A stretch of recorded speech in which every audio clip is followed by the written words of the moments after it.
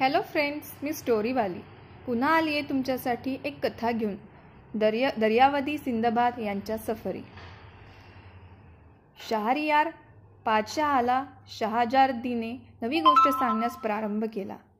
हरून अलर्शित खलिफाचे राज्यात बगदाद नगरात हिंदबाद नावाचा एक मोलकरी राहत असे. ऐन उन्हाळ्यात एके दिवशी त्या मजुरास एक ओझे मिळाले. ते त्या नगरास एका शेवटापासून दुसऱ्या शेवटापर्यंत न्यावायचे होते. ते ओझे घेऊन तो चालला असता ऊन पुष्कळ झाले व ओझेही भारी जड होते व त्यात पुष्कळ मार्ग क्रमवायचा होता. यामुळे काही वेळ विसावा घ्यावा म्हणून तो हमाल जागा पाहत होता. तो एका रस्त्यात आला.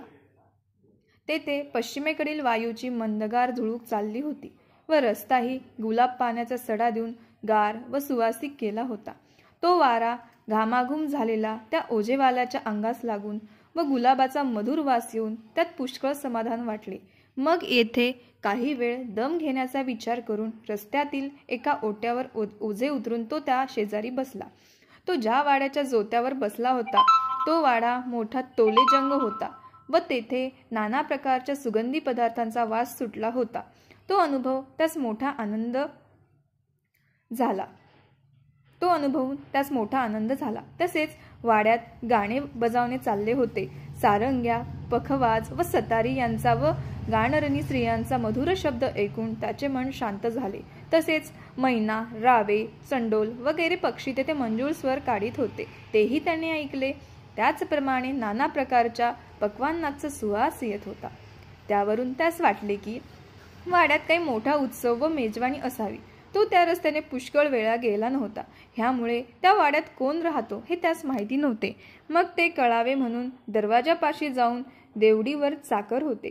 त्यापैकी एकास त्याने विचारले की या वाड्याच्या धान्याचे नाव काय? त्याने उत्तर केले, काय तू ह्या बगदाद नगरात राहतोस आणि तुला या वाड्याचा धनी सिंदबाद दर्यावादी याचे नाव माहिती नाही? मोठा चमत्कार आहे. अरे, हा केवढा विख्यात पुरुष, ज्याने पृथ्वीच्या कित्येक प्रदक्षिणा केल्या, तो तुला ठाऊक नाही? त्या मोलकराने सिंदबाद याची संपत्ती व वैभवाविषयी ऐकले होते व तो पराकष्टेचा सुखी आहे असे त्यास वाटत होते. मग त्याची अलौकिक श्रीमंती व आपले अत्यंत दरिद्र हे मनात घेऊन त्यास फार वाईट वाटले आणि हे विचार मनात येऊन त्याने मन फार खिन्न होऊन तो आकाशाकडे डोळे करून दुःखाच्या आवेशात आपले शब्द कोणी ऐकले याचा विचार न करता मोठ्याने म्हणाला, हे परमेश्वरा, सिंदबाद व मी ह्यामध्ये केवढे हे अंतर पहा. मी दररोज किती श्रम करतो व किती दुःखे सोशितो, तरी मला जाडी भरडी भाकर पोटभर मिळण्याची मारामार, आणि हा सिंदबाद हवा तसा पैसा उडवितो तरी सर्व काळ सुखात व मौजेत घालवित आहे. ईश्वरा, असे ह्याने कोणते पुण्य केले की तू खास असे अखंड व अपार सुख दिले, व मी तुझ्या घरी कोणता अन्याय केला की रात्रंदिवस दुःख व हाल काढवायस तू मला लावलेस? असे गाराणे करून त्याने त्रासून व निराश होऊन जमिनीवर मोठ्याने पाय आदळला. ह्याप्रमाणे तो मोलकरी दुःख करीत आहे. इतक्यात वाड्यातून एक चाकर येऊन त्यास हात धरून त्यास म्हणाला, चल मज बरोबर, तुला आमचा धनी सिंदबाद बोलवीत आहे, कारण त्याच्या मनात तुझपाशी काही बोलवायचे आहे. इतका आदर निरोप ऐकून त्या मोलकराला मोठा अचंबाच वाटला, कारण त्याच्या तोंडावाटे जे नुकतेच शब्द निघाले होते त्याचा विचार केला असता त्यास असे भय वाटले की सिंदबाद मला नेऊन शिक्षा करील आणि या संशयाने ओझे रस्त्यावर टाकून मला येत नाही असा सबब तो सांगू लागला. परंतु सिंदबाद याच्या चाकरांनी ओझ्याविषयी काही काळजी करू नको, ते आम्ही सांभाळू, तू वाड्यात चल असा त्यास फारच आग्रह केल्यावरून तो निरुपाय होऊन वाड्यात गेला. नंतर चाकरांनी त्यास एक मोठ्या दिवाणखान्यात नेले. तेथे पुष्कळ लोक जेवायस बसले होते व त्याच पुढे अनेक प्रकारची पक्वान्ने भरून ताटे ठेवली होती. दिवाणखान्यात वरच्या बाजूस एक गृहस्थ बसला होता. त्याचा चेहरा गंभीर, सुरेख व तेजस्वी दिसत होता. त्यास मोठी दाढीही होती व ती सर्व पिकून पांढरी झाली होती. त्याच्या पाठीमागे व बाजूस किती एक चाकर होते. हा गृहस्थ सिंदबाद दर्यावादी होय. त्या ठिकाणचे ऐश्वर्य व पुष्कळ मंडळी पाहून मोलकरी फार भ्याला. मग मोठ्या अदबीने व कापत त्याने सर्वांस सलाम केला. ते पाहून सिंदबाद याने त्या जवळ बोलून आपल्या शेजारी उजव्या हाताकडे बसून आपल्या हाताने त्यास एक ताट दिले व भोजन करवायस सांगितले. मग स्वस्तपणे जेवण झाल्यावर सिंदबाद याने हिंदबाद याच्याशी बोलवयास आरंभ केला. अरब लोकांच्या चालीप्रमाणे भाई अशा मोठ्या सलगीचे संबोधन करून तो म्हणाला, तुमचे नाव काय व तुम्ही धंदा कोणता करता? मोलकर याने उत्तर केले, महाराज, मला हिंदबाद असे म्हणतात. सिंदबाद म्हणाला, बरे, तुमची ओळख झाली, हा माझा मोठा लाभ झाला. व मजसारखे येथील सर्व मंडळीस वाटत असेल ह्यात संशय नाही. असो, पण नुकतेच तुम्ही रस्त्यात जे शब्द बोलला ते पुन्हा तुमच्या तोंडाने ऐकावे अशी फार माझी इच्छा आहे. पूर्वी हिंदबाद जेव्हा बोलला होता त्यावेळेस सिंदबाद खिडकीशी उभा होता. त्याचमुळे ते सारे बोलणे त्याने ऐकले होते. आणि नंतर याच बोलवयास पाठवून तो स्वतः दिवाणखान्यात जेवायस जाऊन बसला होता. हा प्रश्न ऐकून हिंदबादास मोठा विस्मय झाला. मग तो लाजेने खाली मान घालून उत्तर करतो, महाराज, ऊन लागल्यामुळे व श्रमाने जीव त्रासल्याने माझ्या तोंडावाटे जे अविचाराचे शब्द निघाले ते आपण मला माफ करावे. सिंदबाद म्हणाला, छे छे, मी त्याबद्दल तुम्हावर रागवलो नाही. असल्या कारणाने रागवणे हा अन्याय आहे. तुमची दशा पाहून मला फारच वाईट वाटले व तुम्ही बोलला त्याबद्दल मी तुम्हाला मुळीच दोष देत नाही. तुमच्या बोलण्यात माझ्याविषयी जो मजकूर आला तो मात्र बरोबर नाही. तुम्हास खचित असे वाटत असेल की मी हल्ली जी सर्व सुखसंपत्ती भोगतो आहे ती मला कष्ट केला वाचून प्राप्त झाली, परंतु तसे वाटत असल्यास ते खोटे आहे.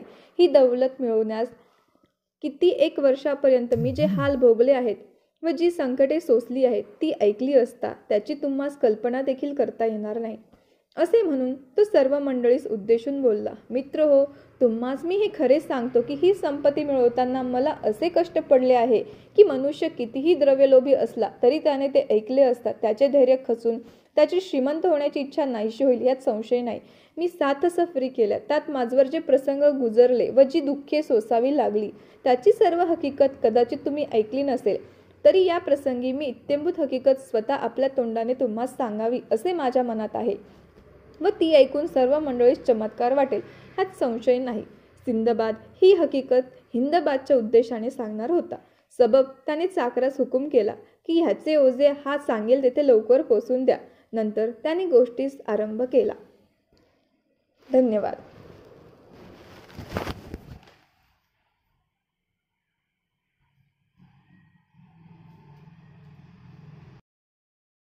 हॅलो फ्रेंड्स, मी स्टोरीवाली पुन्हा आली आहे तुमच्यासाठी कथा घेऊन. सिंदबादची पहिली सफर.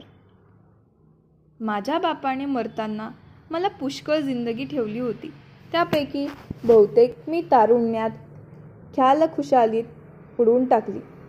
परंतु पुढे मी सावध झालो आणि मनात आणले की संपत्ती तर नाशवंतच आहे, परंतु संपत्ती बुडून इतके दिवस मी आपला अमोलिक वेळ खर्च केला, त्यामुळे माझा फारच तोटा झाला. आपल्या जुन्या पैगंबरापैकी मोठा पैगंबर जो सुलिमान, त्याने असे म्हटले की मरण बरे पण दारिद्र्य फार वाईट. त्या म्हणीची मला आठवण झाली. मग मी काही चीज वस्तू राहिली होती ती विकून पैसा केला आणि काही व्यापारी समुद्रातून द्वीपांतरी व्यापारास निघणार होते त्याचा साथीदार झालो. ह्या कामातले चांगले वाकपगार जे होते त्याची सल्ला मसलत घेऊन पैसा मिळवण्याच्या बुद्धीने आम्ही बसोरा शहरास गेलो. ते शहर इराणी आखातावर मोठे बंदर आहे. मग तेथून गलबत हाकारून हिंदुस्थानकडे आम्ही चालू झालो. आम्ही इराणी आखातातून चाललो असता आमच्या उजव्या बाजूस अरबस्थानचा किनारा होता व डाव्या बाजूस इराण देश होता. ह्याची अत्यंत रुंदी सुमारे 100 कोस आहे. पूर्व समुद्र व हिंदुस्थानचा समुद्र हे फार मोठे आहेत. याच्या एका बाजूस हौशांचा मुलूक आहे व वाक नामक बेटापर्यंत त्याची लांबी सुमारे 7000 कोसावर आहे. आरंभी काही दिवस गलबत लागल्यामुळे मी आजारी होतो, पण लवकरच माझी प्रकृती नीट झाली व त्यावर हा आजार मला कधी पुन्हा झालाच नाही. बोटेने आम्हास किती बेटे लागली. येथे उतरून आम्ही आपला माल विकला व कोठे जवळचा माल देऊन दुसरा माल घेतला. एके दिवशी आमचे गलबत चालले असता जवळच एक बेट दिसले. ते समुद्राच्या पाण्याबरोबर सपाट दिसत होते व ते सर्व हिरव्या लहान गवताने भरल्यासारखे दिसत होते. ते पाहून आमच्या गलबतच्या नाखव्याने अवजारे गुंडाळवयास हुकूम करून आम्हास सांगितले की ज्याची मर्जी असेल त्यांनी या बेटावरून उतरून 4 घटका इकडे तिकडे फिरावे. आता वारा पडला आहे, तो पुन्हा वाहू लागला म्हणजेच गलबत हाकारू. नंतर कित्येक मंडळी उतरली, त्यात मीही उतरलो. मग कोण तेथे जेवीत बसले, कोणी दारू पिऊ लागले, कोणी हुक्का ओढीत होते. इतक्यात एकाकी ते सर्व बेट थरथरवून आम्हा सर्वात मोठा धक्का बसला. गलबतावर लोक होते. त्यांनी ते बेट हालताना पाहिले आणि आम्हास मोठ्याने ललकारून सांगितले की धावा धावा, लवकर गलबतावर चढा. आपणास जे हे बेट वाटले ते बेट नाही, मोठ्या प्रचंड कासवाची पाठ आहे. अशी आरोळी होताच जे चपळ होते ते मोठ्या त्वरेने होड्यांवर चढले. कुणी समुद्रात उड्या टाकून पोहायच लागले. परंतु माझी अवस्था अशी झाली की मी त्या कासवाच्या पाठीवर असतानाच त्याने बुडी मारली माझ्या दैवाने इतकेच झाले की आमच्यापैकी काही लोकांनी विस्तव पेटवण्याकरता लाकडे आणली होती. त्यातील एक मोठा ओंडका समुद्रात कासव बुडण्यापूर्वीच माझ्या हाती सापडला होता. इकडे नावाड्याने वारा चांगला सुटल्याचे पाहून अवजारे सोडली व होडीतील लोक वर घेऊन जे पोहत होते त्यापैकी जे जे जवळ होते त्यास लवकर चढून घेऊन गलबत झपाट्याने हंकारिले. त्यामुळेच अर्थातच ते मला गाठता आले नाही. ह्याप्रमाणे मी लाटात बुचकळ्या खात व वाहत चाललो. तो सगळा दिवस व त्या दिवसाची रात्र तशीच हालात घालवली.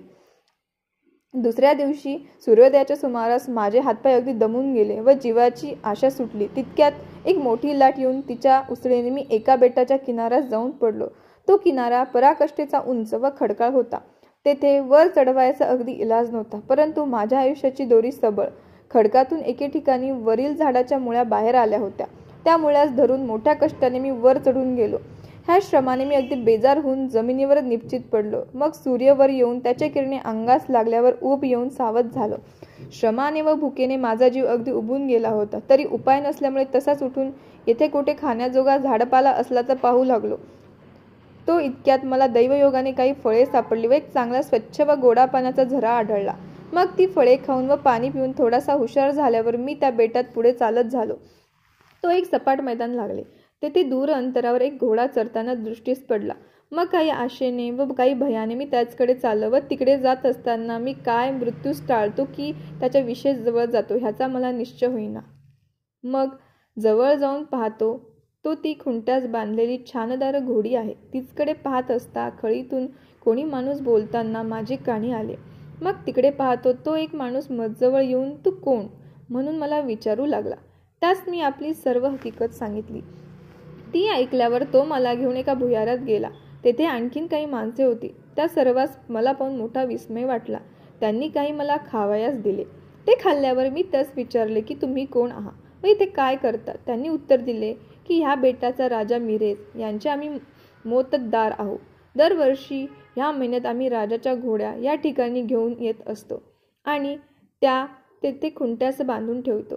येथे समुद्रातून निघून जलवारू येत असतो. त्यापासून घोडीस जे शिंगरू होते ते फारच चांगले होते.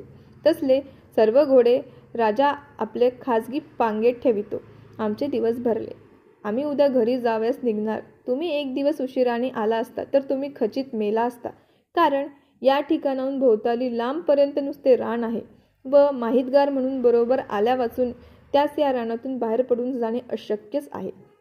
दुसऱ्या दिवशी सकाळी ते सर्व घोड्या घेऊन मिरेज राजाच्या नगरीस परत जावयास निघाले आणि मलाही त्यांनी बरोबर घेतले.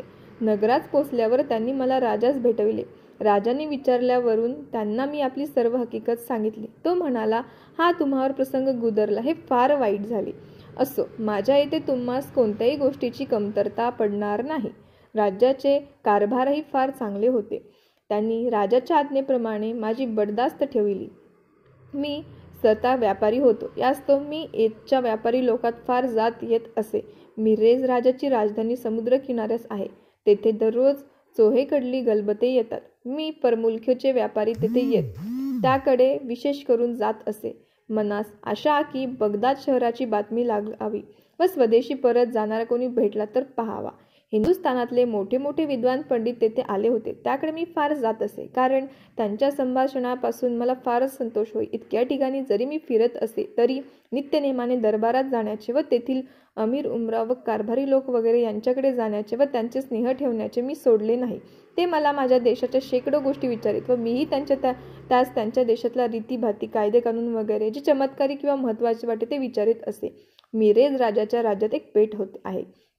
त्यास कासल असे म्हणतात. त्या देशात असता माझ्या ऐकण्यात असे आले की कासल बेटात दररोज रात्री झांजांचा नाद होतो व त्यावरून खलाशी लोकात अशी समजूत पडून गेली आहे की सैतान त्या जागी राहतो. त्या स्थळाचा चमत्कार पाहण्याची इच्छा मला उत्पन्न होऊन मी गलबतात बसून तिकडे गेलो. वाटेने जाताना 100 200 हात लांबीचे मासे माझ्या दृष्टीस पडले. हे मासे दिसण्यास भयंकर असतात खरे, परंतु ते कोणास उपद्रव करीत नाही. ते इतके भ्याड असतात की गलबताच्या तक्तपोशीवर काठे आपटून गोंगाट केला असता तेवढ्याने भिवून पळून जातात. मी दुसरे काही मासे असे पाहिले की त्यांची लांबी तर हातावर नसे, पण त्यांची डोकी घुबडासारखी दिसत.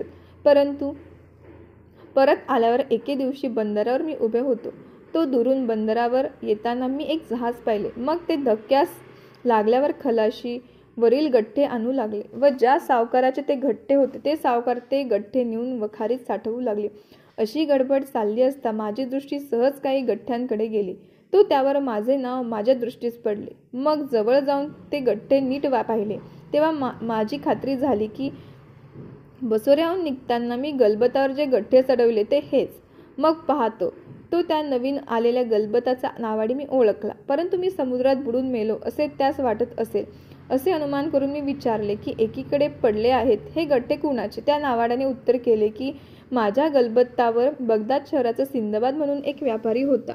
पुढे एक दिवस वाटेने जात असताना जवळच एक बेट आहेसे आम्हाला वाटले. त्या बेटावर सिंदबाद व दुसरे काही व्यापारी उतरले, परंतु ते खरे बेट नव्हते, तर ते एक मोठे कासव पाण्यावर उन्हात सुखावून निश्चल पडले होते. आमच्या व्यापाऱ्यांनी त्याच्या पाठीवर स्वयंपाक करण्याकरता विस्तो पेटवला. त्या योगाने त्याची पाठ पोळताच त्याने अंग हलवून पाण्यात बुडी मारली. त्याच्या पाठीवर जे लोक उतरले होते त्यापैकी बहुतेक समुद्रात बुडाले व बिचारा सिंदबादही त्यातच बुडाला. हे गठ्ठे त्याचे आहेत आणि माझा बेत असा आहे की हे गठ्ठे विकून जो नफा येईल तो स्वदेशी गेल्यावर त्याचे कोणी नातलग भेटलास त्यास द्यावयाचा मी बोललो. नावडे बुवा, तुम्ही सिंदबाद जो मेला म्हणता तो मीच. मी अद्याप ईश्वराच्या कृपेने जिवंत आहे. हे गठ्ठेही माझे. मी ओळखले. माझे हे भाषण ऐकून नावाड्यास मोठा अचंबा वाटून तो म्हणाला, तू काय, तू सिंदबाद? मग मनुष्यात सत्य म्हणून उरलेच नाही म्हणवायचे. अरे, मी आपल्या डोळ्यांनी सिंदबाद बुडून मरताना पाहिला. मी एकट्यानेच नाही, ही गोष्ट ज्यांनी पाहिली असेल असे माझ्या गलबतावर दुसरे पुष्कळ लोक आहे. असे असता तू धीटपणे छातीस हात लावून मी सिंदबाद मीच असे म्हणतोस? केवढे रे तुझे धारिष्ट. तू दिसण्यात तर भरा माणूस दिसतोस आणि तू दुसऱ्याच्या मालाचा अभिलाषा करावा या बुद्धीने एवढी भयंकर लबाडी करतोस. तुला शरम रे कशी नाही वाटत? मी उत्तर केले, नाखुदेव बुवा अमंगळ दम धरा व मी काय म्हणतो ते ऐकून घ्या. तो म्हणाला, बोला, तुम्हास काय बोलवायचे असेल ते. हा, मी चित्त देऊन ऐकतो. मग मी समुद्रात माझा बचाव कसा झाला, पुढे मिरेज राजाच्या मोत्तदारांची गाठ कशी पडली व त्यांनी राजाशी भेट कशी करून दिली वगैरे मजकूर त्यास सांगितला. ही माझी हकीकत ऐकून तो काहीसा चपापला व काही वेळांनी मी ठक नव्हते म्हणून त्याची पक्की खात्रीच झाली, कारण आम्ही तेथेच बोलत उभे होतो. इतक्यात त्या गलबतावरचे दुसरे लोक तेथे आले व त्यांचा व माझा विशेष परिचय असल्यामुळे त्यांनी तत्काळ मला ओळखले व म्हणाले की कोण सिंदबाद. काळाच्या तोंडातून परत आलेला पाहून आम्हास फार संतोष झाला. इतक्यात माझ्याकडे विशेष न्याहाळून पाहिल्यावर स्वतः नाखुद्यासही माझी ओळख पटली. मग तो भला मनुष्य एकदम मला कडकडून भेटला आणि म्हणाला, ईश्वराची सत्ता अचित आहे. काय चमत्काराने त्याने तुला वाचवले. तुला पाहून मला जो आनंद झालाय तो मला सांगवत नाही. हा तुझा माल घे आणि तू पाहिजे तसा त्याचा वापर कर. मी त्या नाखुद्याचे मोठे आभार मानले व त्याच्या प्रामाणिकपणाची स्तुती केली. तसेच माझ्या मालातला काही भाग घेण्याविषयी व त्यास पुष्कळ आग्रह केला, परंतु त्या परोपकारी व निस्पृह पुरुषाने काही एक घेतले नाही. नंतर माझ्या मालात अत्यंत मौल्यवान व अतिउत्कृष्ट अशा काही जिन्सा होत्या. त्यातल्या काही घेऊन राजाच्या भेटीस जाऊन त्यास त्या नजर केल्या. माझ्या जीवावर जी संकटे आली होती ती त्या राजास मी पूर्वीच कळवली होती. यावरून त्या दुर्मिळ जिन्सा कोठून आणल्या म्हणून त्याने मला प्रश्न केला. नंतर माझा सर्व माल पुन्हा कसा प्राप्त झाला तो वृत्तांत मी त्यास निवेदन केला. ते सर्व ऐकून घेऊन तो म्हणाला, फार चांगली गोष्ट झाली. तुझा माल सापडलेला पाहून आम्हास मोठा संतोष झाला. मग मी केलेली नजर स्वीकारून त्याने तिच्यापेक्षाही अधिक मोलाची देणगी मला दिली. नंतर त्या राजाचा निरोप घेऊन मी त्याच गलबतावर बसून परत स्वदेशास निघालो. हा देश सोडण्यापूर्वी स्वदेशाचा माल विकून त्या देशात शिसवा, चंदन, कापूर, जायफळे, लवंगा, मिरे, सुंठ वगैरे पुष्कळ माल मी खरेदी केला होता. मग वाटेने कित्येक बेटात उतरून तेथे मालाची देवघेव करीत शेवटी बसोऱ्यास येऊन पोहोचलो आणि तेथेच काही दिवस राहून तेथून बगदाद शहरास आलो. या सफरीत मला 1,00,000 रुपये नफा झाला. घरी आल्यावर मला पाहून कुटुंबातल्या सर्व माणसास व इष्टमित्रास मोठा आनंद झाला. नंतर सिंदबाद यांनी आपली गोष्ट सांगणे तहकूब करून मंडळी घरोघर जाण्याची वेळ झाली. तेव्हा त्याने 100 रुपये पिशवीत घालून आणविले आणि ती पिशवी हिंदबाद यास देऊन त्यास म्हणाला, आता घरी जा व उद्या सकाळी आणखीन माझी हकीकत ऐकण्याकरता या. त्याचा मोठा मान झाला व बक्षीस मिळाले. त्यामुळे तो हिंदबाद हमाल अगदी चकित झाला. मग घरी येऊन घडलेली गोष्ट त्याने बायकोस व मुलास सांगितली. त्यामुळे ती सर्व आनंद पाहून ईश्वरापाशी त्यांनी सिंदबादास दुवा मागितल्या. दुसऱ्या दिवशी हिंदबाद हा आपला उत्तम पोशाख करून त्या उदार दर्यावर्दीकडे गेला. त्याने त्याचे आनंदाने व मित्रभावाने आगत स्वागत केले. सर्व मंडळी जमल्यावर ताटे मांडली व सर्वात जेवायस बसले. जेवण झाल्यावर सिंदबाद मंडळीस म्हणाला, मित्र हो, आजही मी आपल्या दुसऱ्या सफरीचा वृत्तांत सांगतो. इकडे मेहरबानी करून अमंगळ लक्ष द्या. या सफरीतल्या गोष्टी पहिल्यापेक्षाही चमत्कारिक आहे. मग सर्वांनी अवधान दिले असून असे पाहून सिंदबाद याने आरंभ केला. भाग 2 नंतर.